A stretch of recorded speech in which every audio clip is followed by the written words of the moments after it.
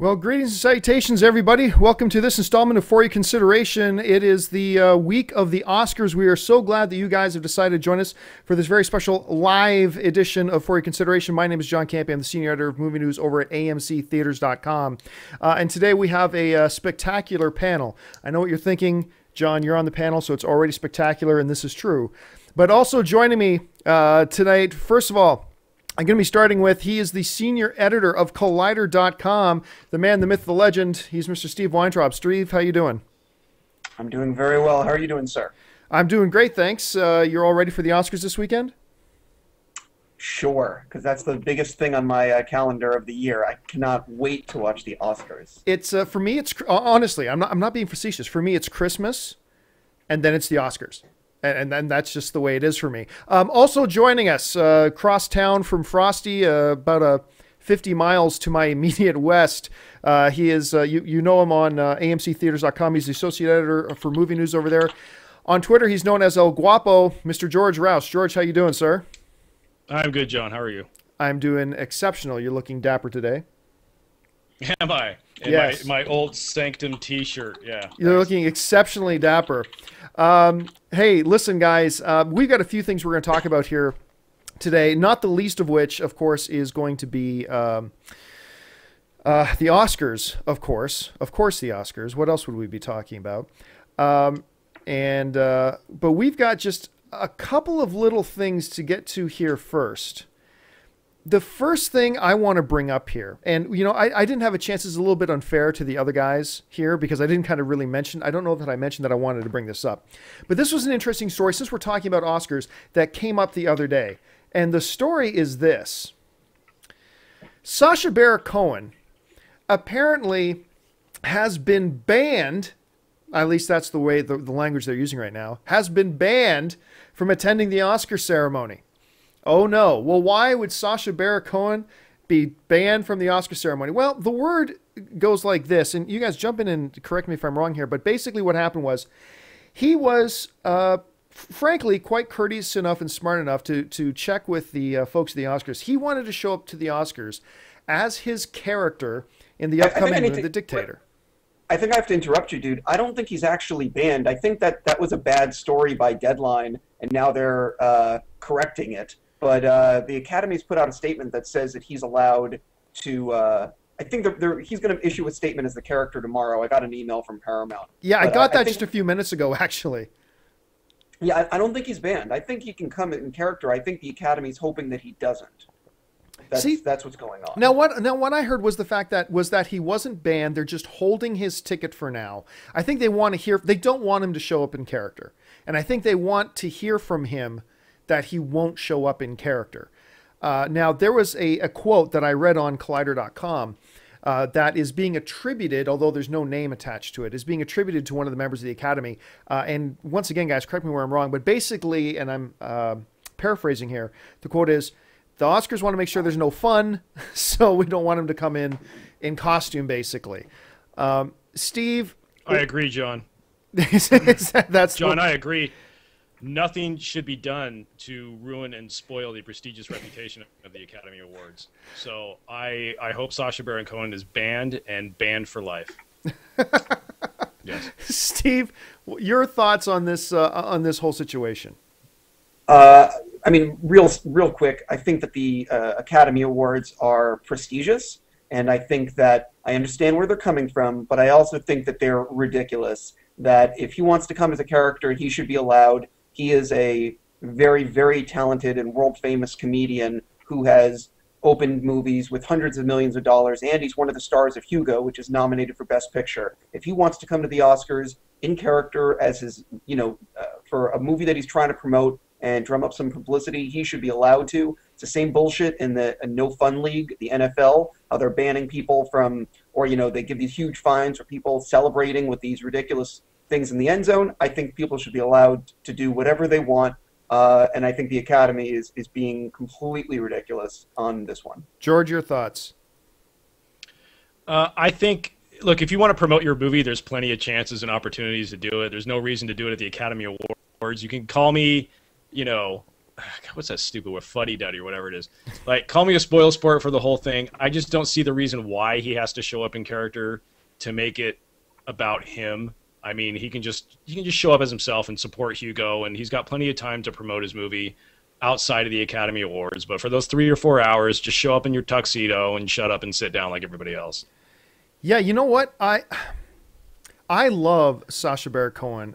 I do too. No, I'm a huge fan of the guy, and I can't wait to see the movie. But you know what? Just calm down for just one evening, and go do your stunts somewhere else. That's all. Yeah. See, look, I'm going to side with you on this, George. Actually, I think. Look, Sasha Baron Cohen, full marks to Sasha Baron Cohen, because some people who come up with this idea wouldn't bother to check, wouldn't have the courtesy to check with the Academy first. And I think he's exhibited that he knows it's their party and he wants to check with them. I respect that a great deal. That being said, this whole concept is about him trying to just draw attention to himself. And I think it's interesting, Steve, that you brought up the whole idea of, the NFL and the No Fun League. I think what you have a danger of is that if you just let anybody do whatever they want, then what you're left with is the XFL. And everybody knows what a joke that became, which pissed me off because I wanted year-round football. Yeah, listen, I think everyone's overreacting on this thing. I mean, he should be allowed, again, it comes down to the individual. If he wants to come as the dictator, he should be allowed to. Listen, would I like him to come as himself and do the red carpet and answer questions? Sure. But he is not he doesn't like doing a lot of press, and this is just who he is. He's been proving this, for years. Also, Matt and Trey, the South Park guys, showed up in dresses when they were tripping balls, and they were allowed to do that, although no one realized they were going to do that. Yeah, and I think that's part of the reason we're seeing people saying, "Hey, wait a minute, we don't want this." But Steve, don't you think if you let him do this? Because first of all, that makes it about him, not about the night, not about the movies being honored. And this is the Oscars is not just a publicity night for you just to shtick your movie. Because let's face it, if he's allowed to do it this year, every studio for every movie coming out is going to come up with some wild thing, and that entire red carpet process is just going to become a massive zoo. I disagree, because I think that he is a very unique individual, and I think that a lot of other people would not do any sort of character stuff or promote a movie at the Academy Awards. I agree. It's a very prestigious award ceremony. It is the last award ceremony of the year. And after this, everyone moves on to next year. Personally, if I was in the position, I would come as myself and not be promoting a movie. But I think he should be allowed to do what he wants. I have this policy about almost everything, that the individual should be allowed to do what they want. And, if he wants to do this, he should be allowed to. That's it. Dude, I got to disagree with you. If I invite you to my house, you're going to live by certain rules when you come into my house. You don't get just to do whatever you want to do. You respect the environment that you're invited to. And I think Sasha Baron Cohen has shown that respect, because, like I said, I really admire the fact that, look, don't take anything away from him. I respect the fact that he had the idea. Ask. Why not ask? What's the worst that can happen? They say no. I respect the fact that he asked, but I also respect the fact that the Oscars said no, because this isn't the event to come and just do whatever you want to do. This is the Oscars. Respect the place you're going.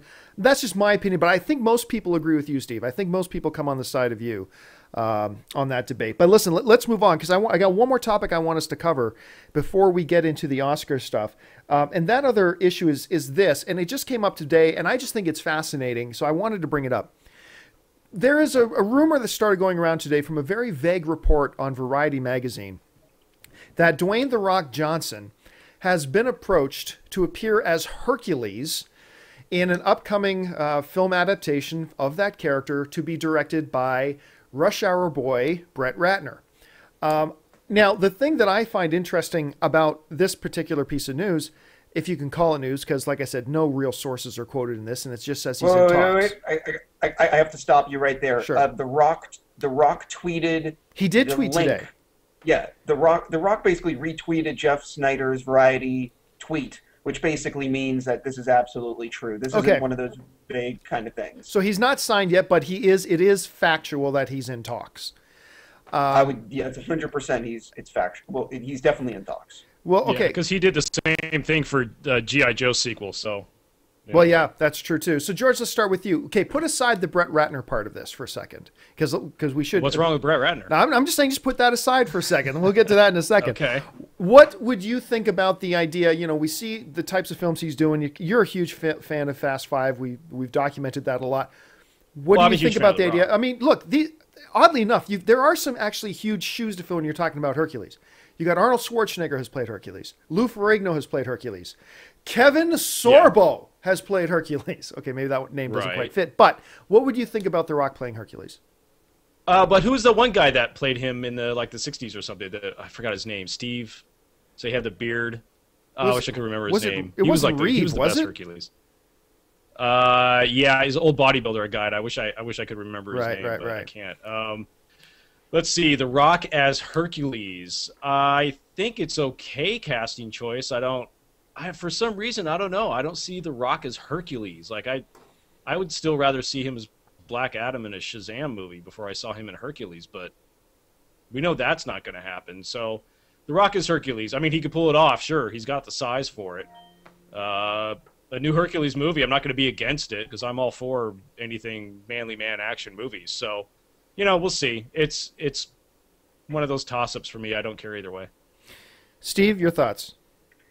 It really comes down to the script. Is it going to be PG? Is it going to be PG-13? Is it going to be rated R? I'm a big fan of Dwayne Johnson, and if he wants to go make it, and I just hope that it's not one of these, PG movies. I would love to see a hard R kind of thing with Dwayne Johnson cutting heads off and kicking some ass, but, I mean, who knows, Well, the nice thing about the genre here is that it's like the Transformers. The Transformers can do things to each other in a Transformers movie that human characters cannot do to human characters and get away with a PG. When you're looking at something like Hercules, I think there's a lot of leeway to be given here because the ratings board will not look the same at Dwayne Johnson slicing and butchering the heads off of monsters and all sorts of various beasts, whereas if he was just doing to some, other Tepontian soldier, then maybe they might get a little nervous about that. So I think there's room there for that. I don't think there's any chance in hell you're going to see rated R Hercules. They want to get in some of the younger kids to this thing, but I still think because of the genre that they can get away with having a lot of the stuff that we would want to see in it if it was rated R, because he's going to be doing it to a lot of monsters and creatures. Well, okay, let's go to the other side of this coin. Brett Ratner, to me, is...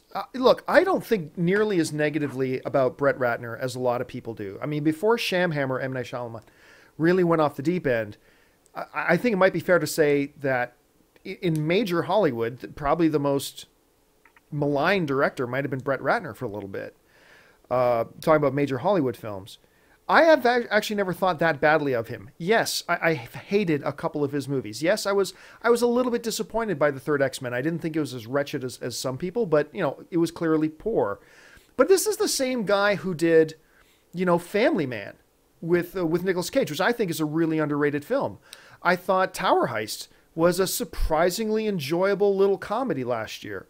I thought Rush Hour 2 was fantastic. Don't get me started about Rush Hour 3. But like I said, I think he's hit and miss. So I find Brett Ratner's, the idea of him doing a Hercules movie, to be curious. What are your thoughts on that, Steve? Okay, here we go. I like Brett Ratner. Here we go. Yeah, here we go. I like Brett Ratner, but he is not... I like Family Man a lot, but on a whole, he has never made the movie that I'm like, oh my God, that's just awesome. None of the movies have crossed over to that boundary where I need to watch it again, I need to own it on Blu-ray, none of them. So for me, I would rather someone else directing, Dwayne Johnson doing Hercules. Just, that's it. I mean, he's a competent director, but he's not a amazing director. Or at least he hasn't proven it to me yet. Maybe it's the scripts, maybe it's the material, I don't know. I didn't think Tower Heist was all that. I thought it was it was okay. There were a few funny parts, but, nothing that I would, scream at people to have to go watch. So, again, we're talking in this sort of fantasy thing where we don't know the budget, we don't know the rating, we don't know so much information about this project. So, but I'm a fan of Dwayne Johnson. I like when he kicks ass. I think it was great. Fast Five is awesome. And look, I mean, I'd like to think it'll be good, but we'll see. Yeah, speaking of fast, I mentioned this before the other day, but yes, the last 10, 15 minutes kind of fell apart a little bit. I didn't think he got the credit he deserved for Faster. I actually enjoyed Faster, but like I said, it did kind of fall apart. But George, your thoughts on the whole Brett Ratner angle on this story? I think Brett Ratner's a good pitch man. I mean, he probably, went to Dwayne and said, "Hey, I got this project for you," and he just sold it to him like he sold it to the studio. I don't think he's the worst director in Hollywood. That definitely goes to M. Night. I think Ratner is probably what he is he's a safe director for the studio. He's just going to make the film that they want him to make. I'm just hoping, like Steve said, that the script is good. It's all going to come down to the script. If he's got a really good script, I think Ratner will do just fine. If the script is bad, it's going to be bad no matter what. So, I think more experienced and better directors could hide a bad script a little bit better than he can. So it's really going to come down to that. I don't have anything against Brett Ratner. I mean, everyone shits on the guy, but he does, he makes money for the studios. He does what they want him to do, and wouldn't you agree, he gets the George, job done. He's a competent director. He is, as you said, safe. The studios like him. Like, if he gets hired and he says he's going to shoot January 15th to May 15th, he'll shoot from January 15th to May 15th. He's not going to fuck you over. But he's also not going to deliver something that is this inspired filmmaking. It's just, sorry, it's like 2 + 2 = 4. You're going to get the standard kind of stuff. And if he can get the right crew around him, and can get more experienced actors, to go alongside The Rock, then I think it'll be okay. Well, I think it'll be an okay project. You guys both brought up an interesting point. You're talking about a lot of this will depend on the script. Steve, have we heard has there been any official word about who's actually going to pen this thing?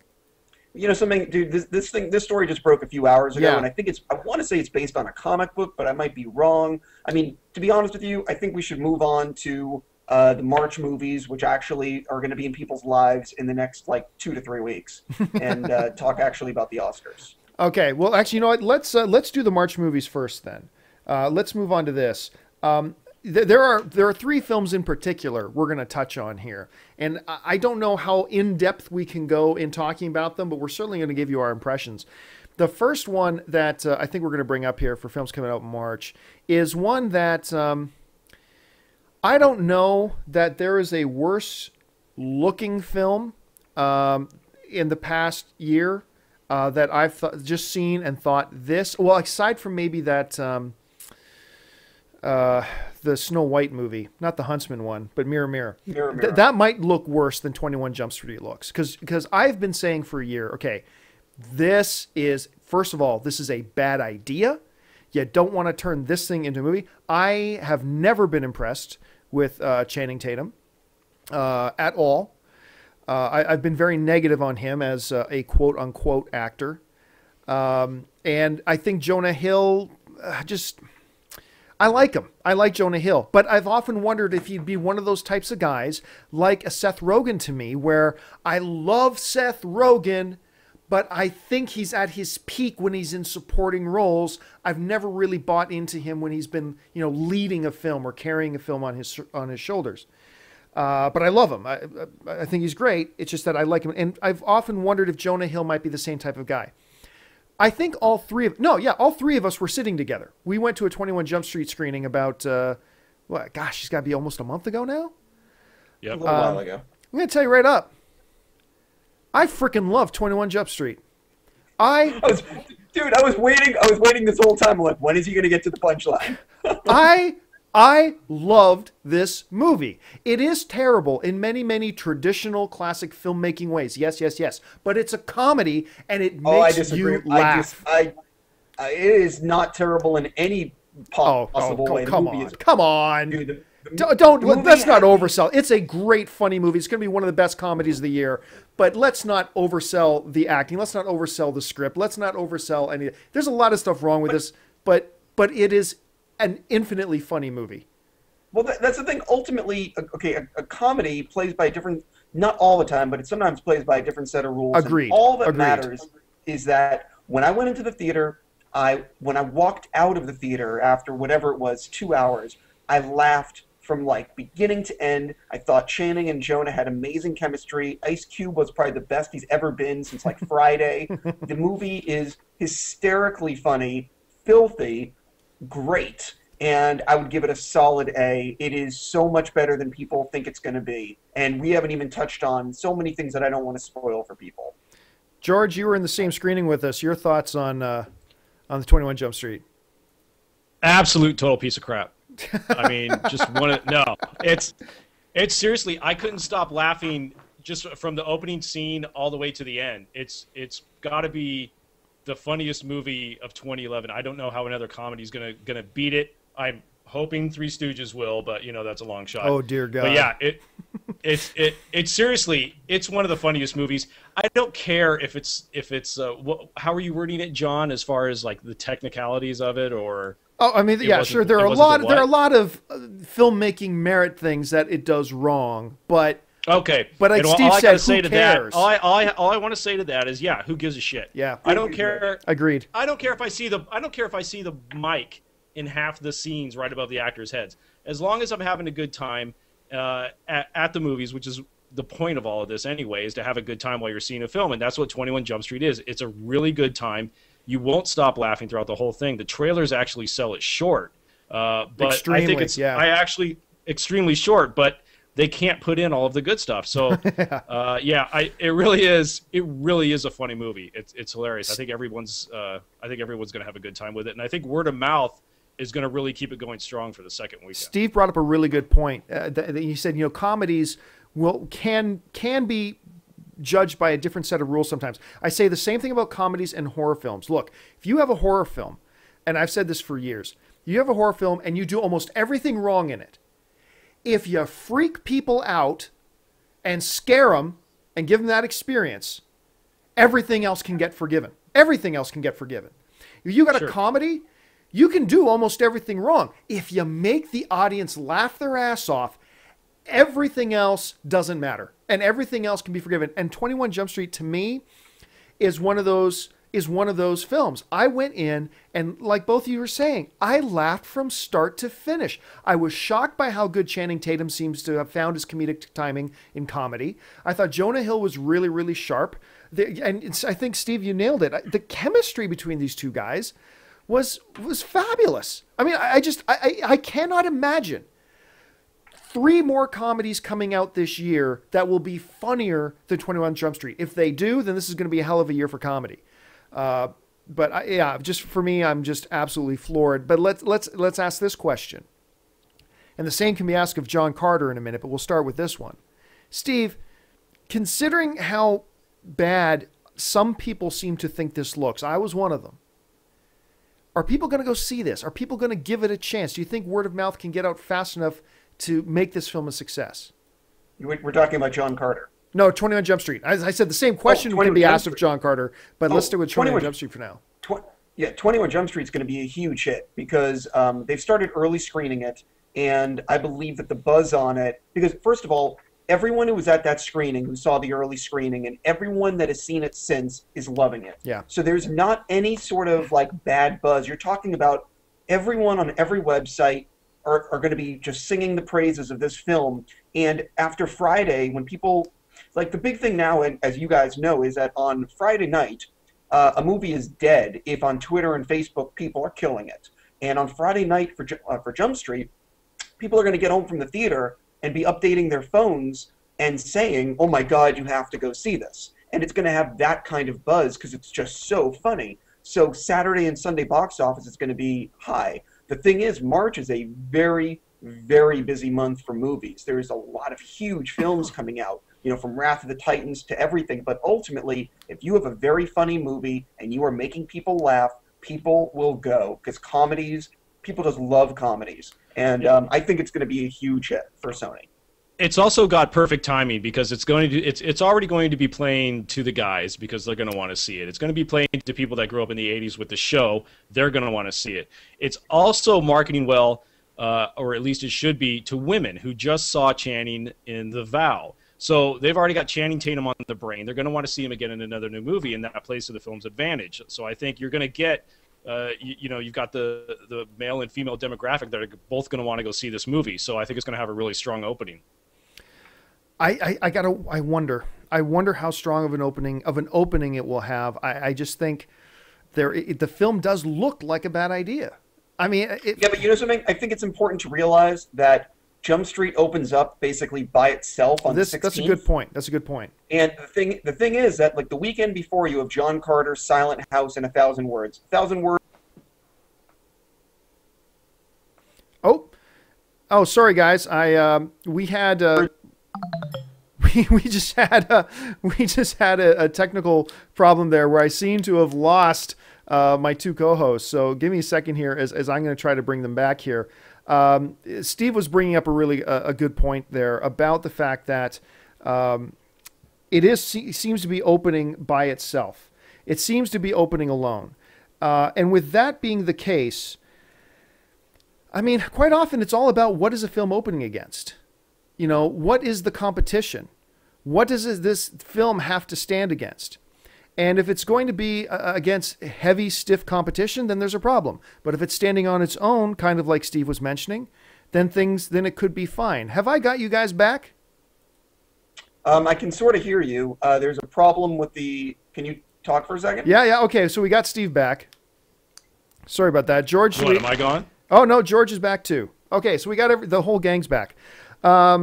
So anyway, I think it was just you that was disconnected, John. Oh, it could be, but we're all back in the house again. Listen, we got to move on quickly here because we're already almost at a half hour, and we got a few more things to run through. We brought up John Carter. John Carter is another film that, while I don't think it looked bad, it's one of those films. Whenever I was talking to anybody about it, it was like, number one, we have no idea what this movie even is about. The trailers are confusing.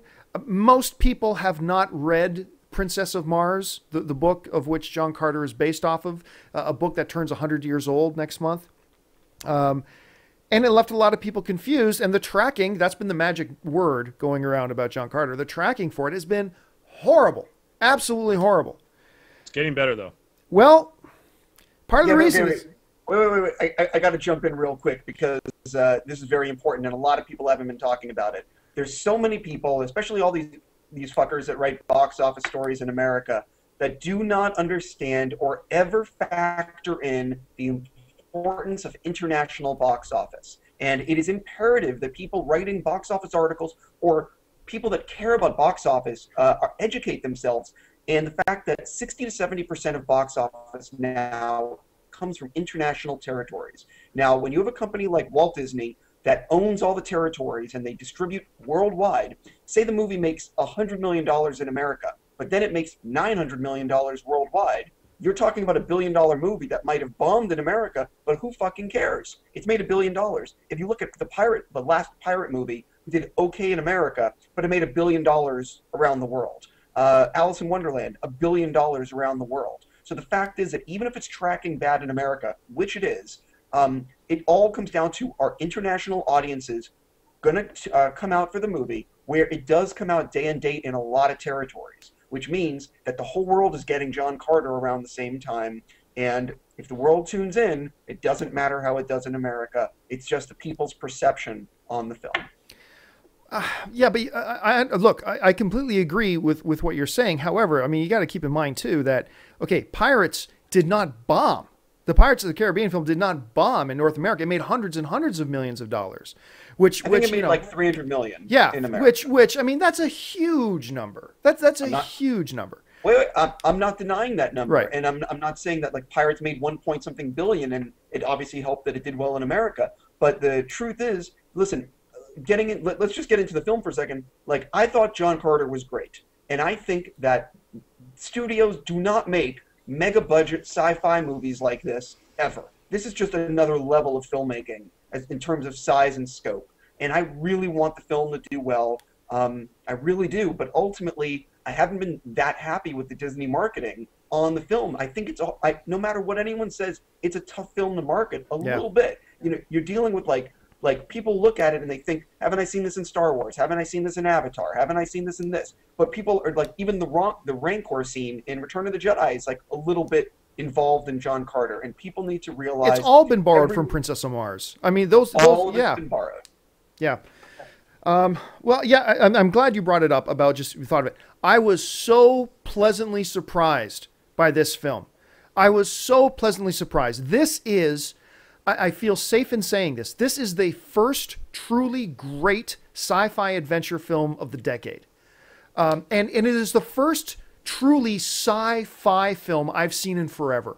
I mean, most sci-fi today, and it's fair to call them sci-fi, and there's some great movies out there that fall under the sci-fi title, but very few would fall under what I would categorize as true classic science fiction, you know, and you just get that feeling when you're watching John Carter. It feels like nostalgic, beautiful, awe-inspiring science fiction. The themes they use, the storytelling devices that they use, the way he tells his, I mean, it's still a traditional 3-act structure, but the way he approaches that, I think Stanton did a masterful job of it. Are there some goofy scenes? Absolutely. Could I have done without the puppy dog alien? Yeah, maybe. No. But are you kidding?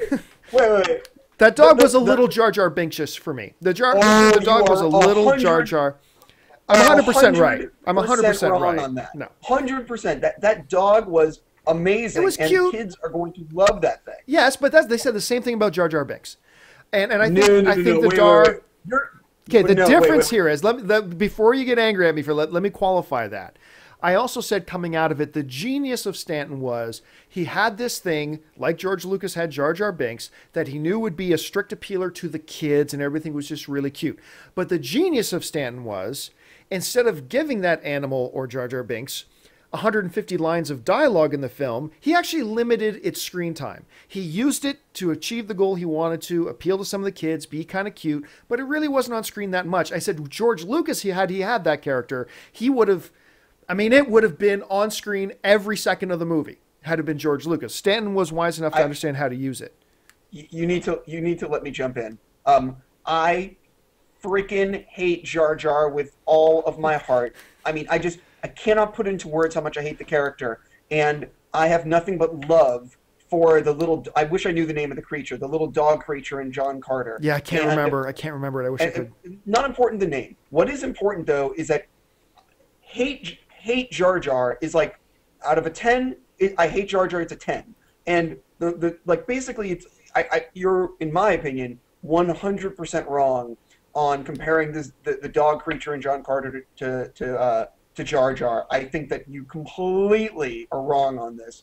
And I think that the creature is a great asset for the movie, and it's not playing for the kids because he doesn't step and poop or say stupid things. He is part of the story, and he helps, you know, John Carter in the movie, and he's justified. And it's just, listen, I think that the creature is great.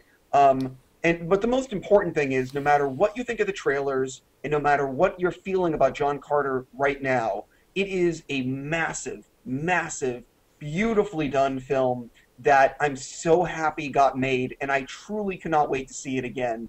I'm going in IMAX 3D as soon as I can, and I said this, like I think I tweeted this, and let me just say it real quick.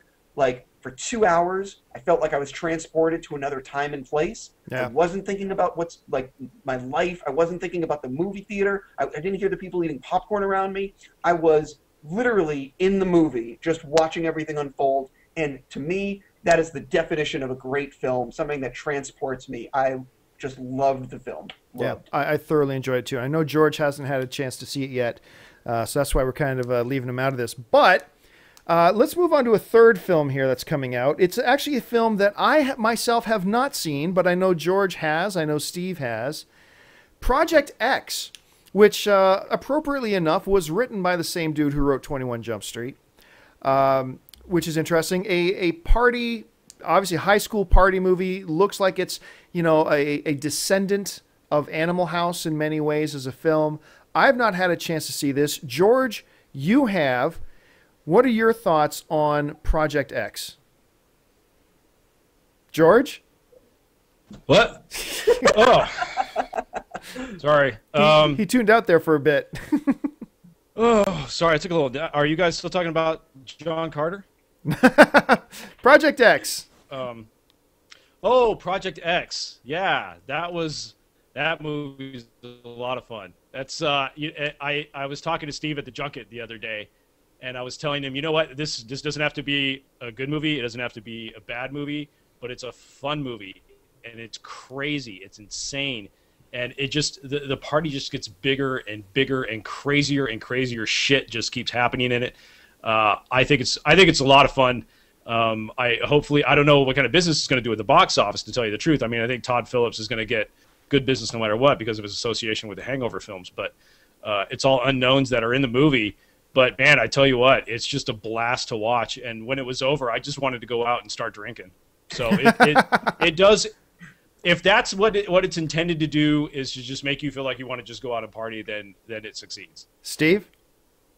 I thought the movie's great. I think that it's actually pretty cool. I like the fact that it's all unknowns because it adds to the, you're sort of meeting all these people for the first time. And I like that aspect of it. I should mention it's found footage, like it's a found footage movie. There's someone with a camera. Didn't care about that.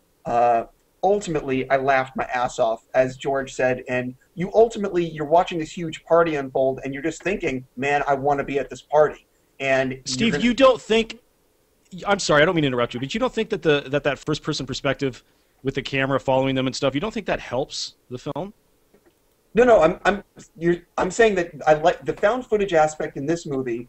Like, I really liked Chronicle, and I really liked this, and they used found footage. I typically do not like found footage movies, but both of these managed to get me, and I thoroughly enjoyed both. Yeah.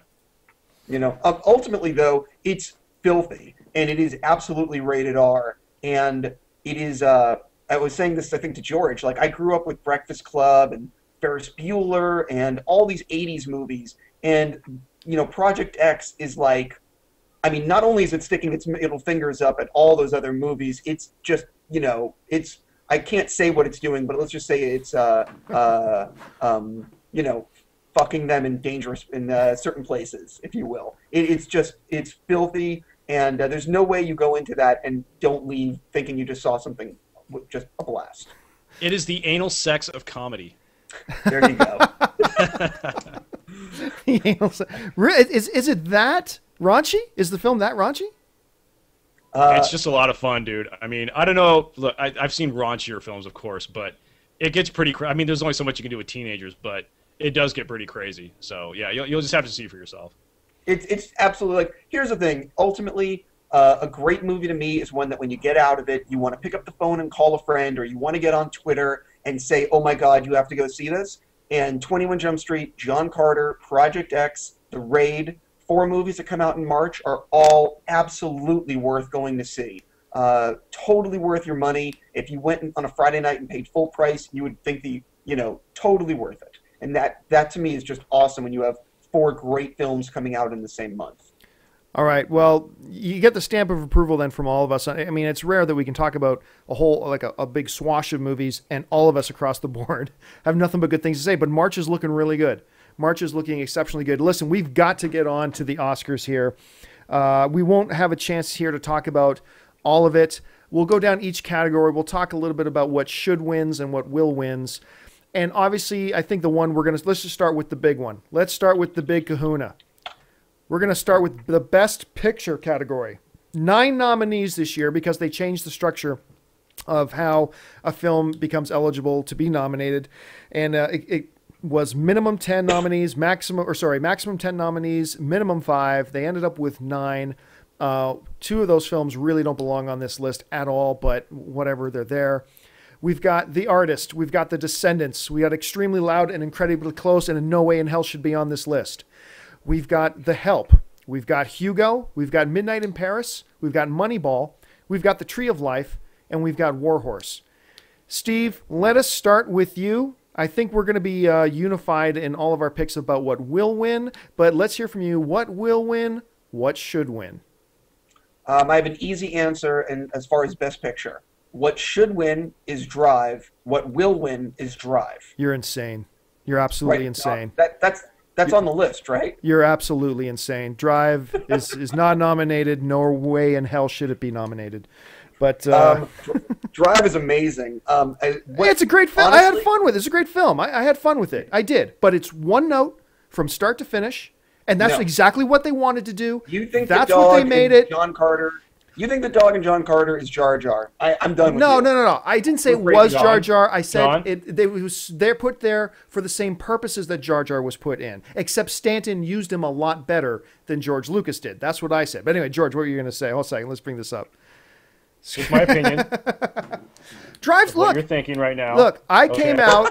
I said, look, guy, I like this is a big thing with me. Drive was a really fun movie. I tweeted the hell out of that thing after I came out. I was very happy with it as an experience, as a film experience. Yes, I was. But by design, and this is to the filmmaker's credit, Refn, or however you pronounce his name, it really is. The movie has one tone that it brings you in, and and the great thing about this film is that it does maintain that one tone and do it so effectively to the point that it's almost. What is its one tone? It's just this intense, awesome. kind awesome. of. Yeah, exactly. You know, and I'm sorry, but no, it doesn't deserve to be nominated for Best Picture. This whole bullshit of I'm hearing people cry about how it got snubbed. No, it wasn't snubbed. It was a fun movie. It was a really fun movie. I enjoyed the hell out of it. But John, what happened to you? You used to be in touch with good movies. Oh, jeez. What do you want me to say? It was a really good movie, but it did not deserve to be nominated.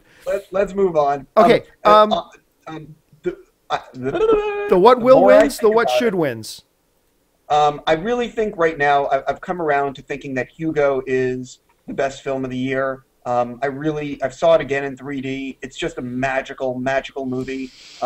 After Hugo, I would go with The Descendants. Those two films to me are just phenomenal. I mean, but right now, unless something really strange happens, The Artist is winning. That's what everyone's talking about, and that's what it's going to be. But I think Hugo is just another level. I really do. George? Let's see. Well, what should win is The Descendants, but what will win is The Artist. I mean, you can eliminate Moneyball, Tree of Life, Extremely Loud, The Help. Warhorse, I guess, is in there. Midnight in Paris, I thought would have been a strong contender, but I just don't think it's getting the buzz that it deserves. So, by the way, I love The Descendants, but yeah, it's a fantastic movie. That's the second film on my list that doesn't deserve to be nominated. That is probably the most overrated film of the year. What? What? It's a sad premise only, goes nowhere, not funny, not charming, no character development film. Wait a minute.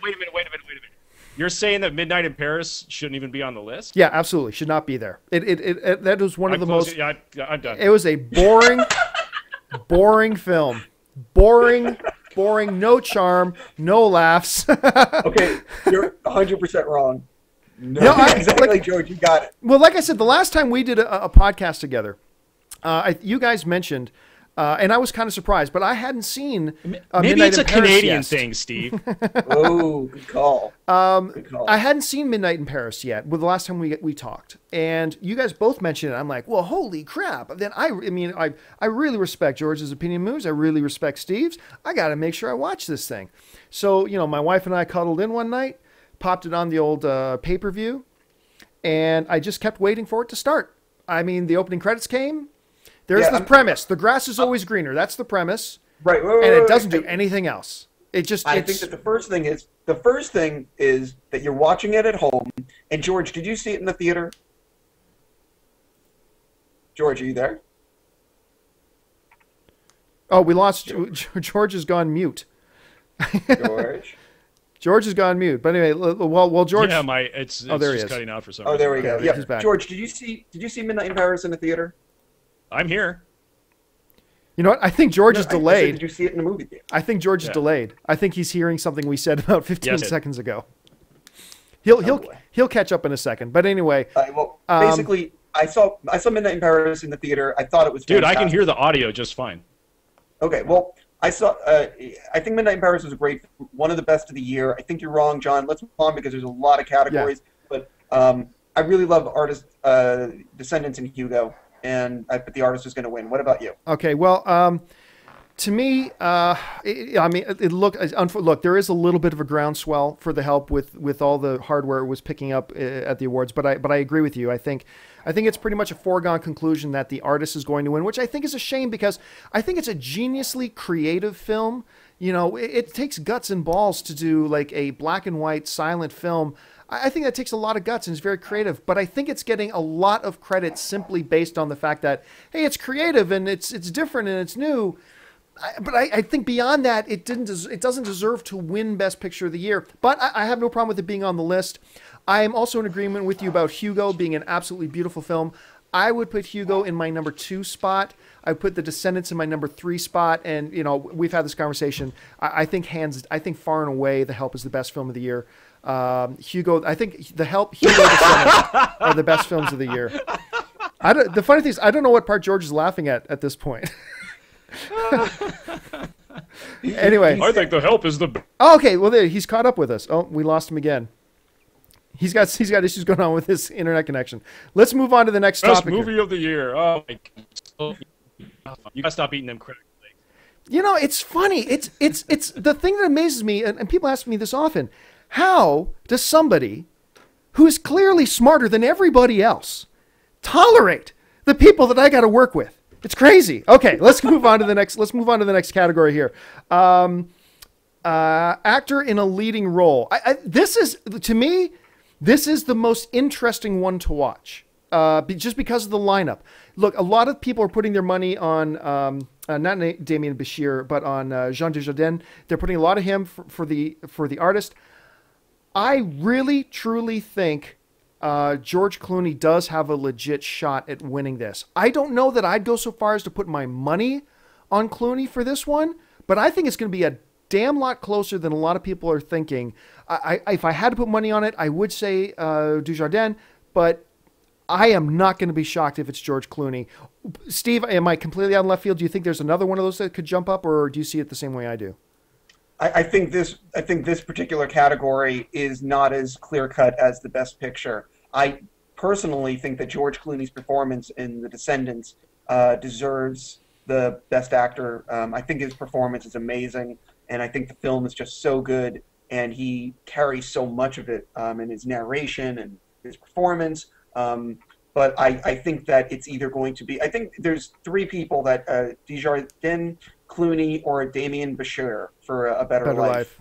I think those are the 3. I think that Gary Oldman deserves winning, but he's not going to get it for this one.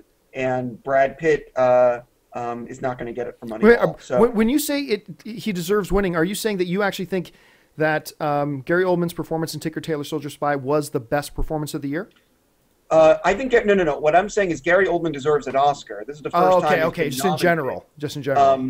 But I think that his performance in Tinker Tailor is great, but he's so introverted. He doesn't say a lot, and because he's not talking a lot, I think a lot of people misconstrue his.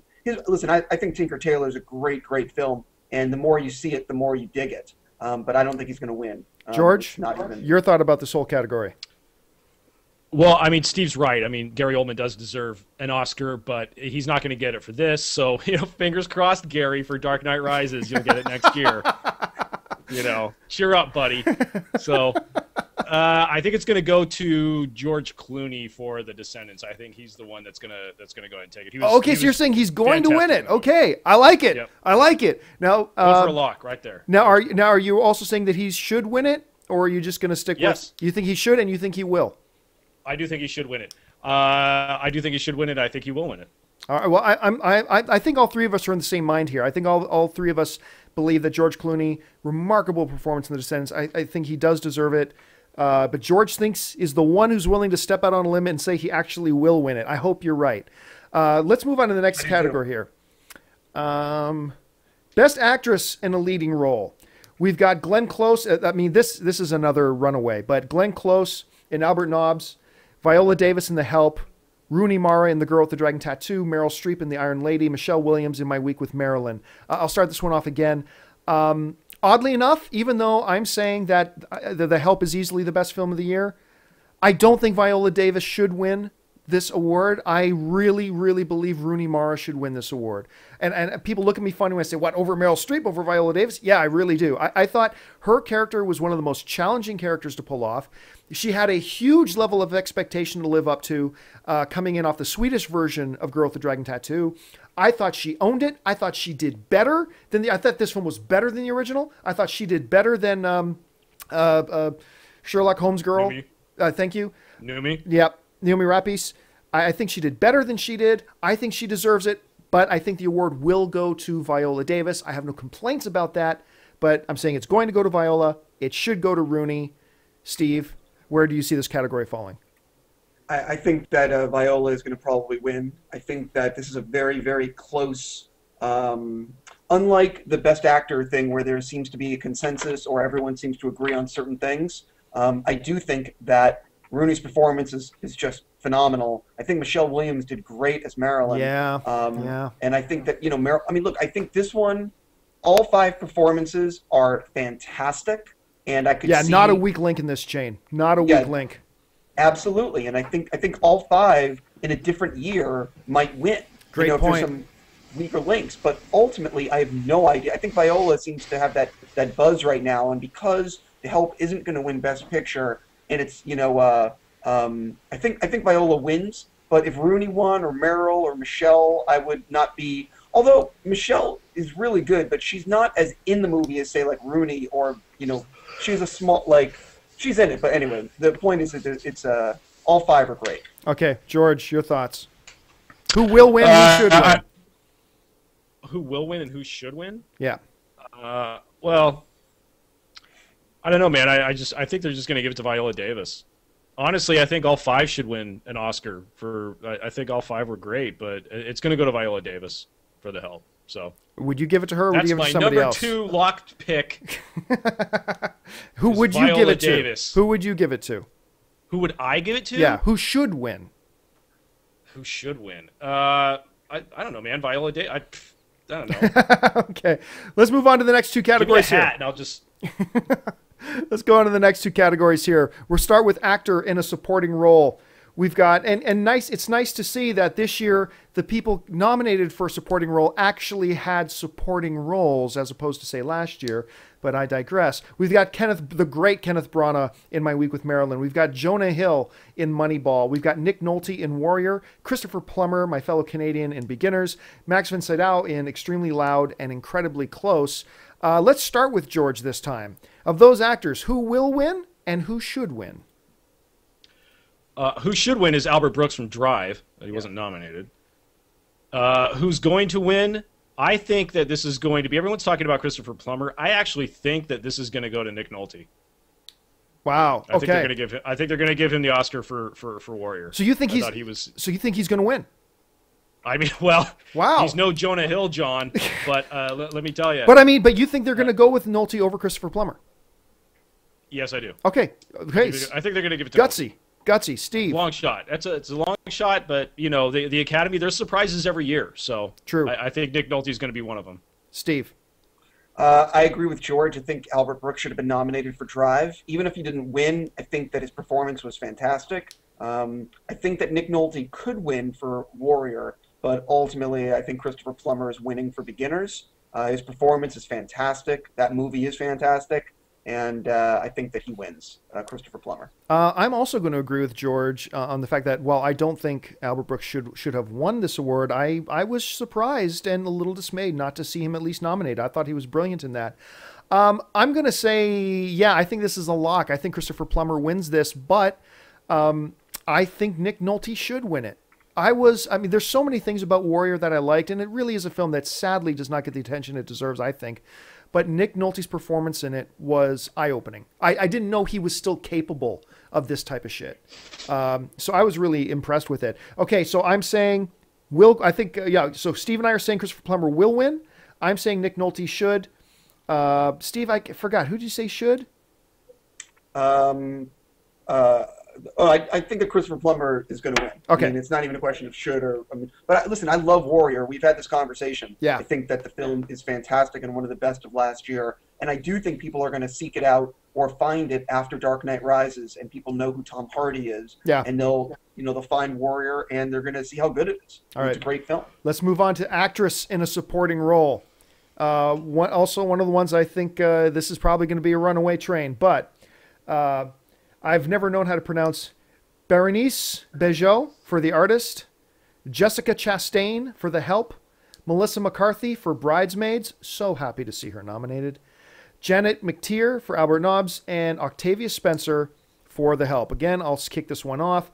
The person who is going to win this award, without question, is going to be Octavia Spencer. She has swept just about everything leading up to these awards. I don't see that changing right now. I think Octavia takes it. And to be honest with you, while I love seeing Melissa on there, while I love Jessica Chastain in it, while I think Bejo was really good in The Artist, all great. But I think this is the first award that I'm going to say will win and should win are the same person, Octavia Spencer. Steve. Octavia Spencer is absolutely going to win.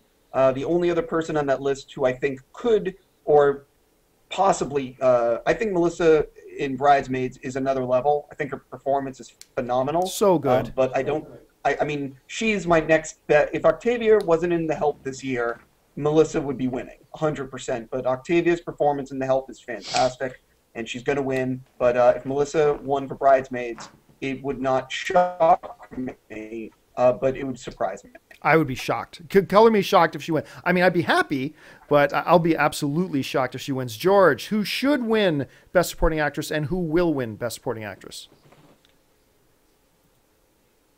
This one's a tough one. I think Melissa McCarthy should. And I don't. What's funny is I don't even know why she should win. I just think she should win. But it'll go to Octavia Spencer. So. It's not even really one of those categories that's kind of, too close to call or anything. I think they're going to give it to Octavia. All right, let's move down. We've just got. I'm not going to bother with animated feature film. I'm not going to bother with cinematography. Let's move right down to direction. I was going to say I think we're approaching an hour. So yeah, we are. I was going to say this should probably be it. Under directing, let me make this one quick observation. I am dismayed, but not for the reasons that you might think. I'm a little dismayed that we don't see. The director of The Help in here. And the reason I'm a little dismayed by that is not just because I thought it was the best film of the year, blah, blah, blah, but in every award ceremony we've seen this year, The Help is sweeping up. The Help is sweeping up in everything, on all the acting categories. And that doesn't include a leading man. The primary function of the director, the first function, and the director's got many functions, the first function of the director is to bring out the performance from his cast that is most appropriate for the film and works best for the film. I am a little perplexed that you have a film where that is sweeping up in every acting category that it applies to. I mean, the SAG Awards gave it its Best Ensemble Award, which is its version of Best Picture. It's winning Best Lead Actress, Best Supporting Actress. Even those who aren't winning, they're still getting nominated. Like, you got 2 actresses from this film nominated in the same category. And yet, not a nomination for the director. I find that very curious.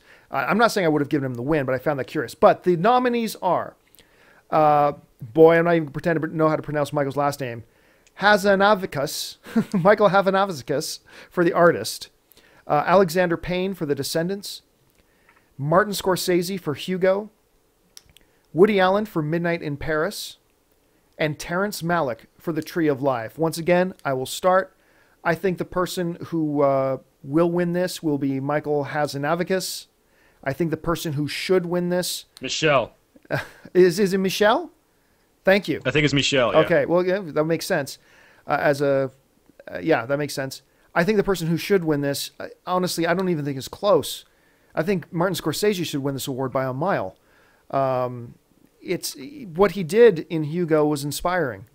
It is memorable filmmaking, and it is all from start to finish art. And once again, my as great of a job as Michelle did with The Artist, I still think it's a film that's being carried on its laurels of the fact that it's a black and white silent film. I just think what Martin Scorsese did more than warrants his second Academy Award, but I don't think he'll get it. George, what about you? Who's going to win this award? Who should win this award? I don't think Hugo was the best movie of the year. I thought it was okay. I don't know if I could sit through it again. The second act is just way too long for me.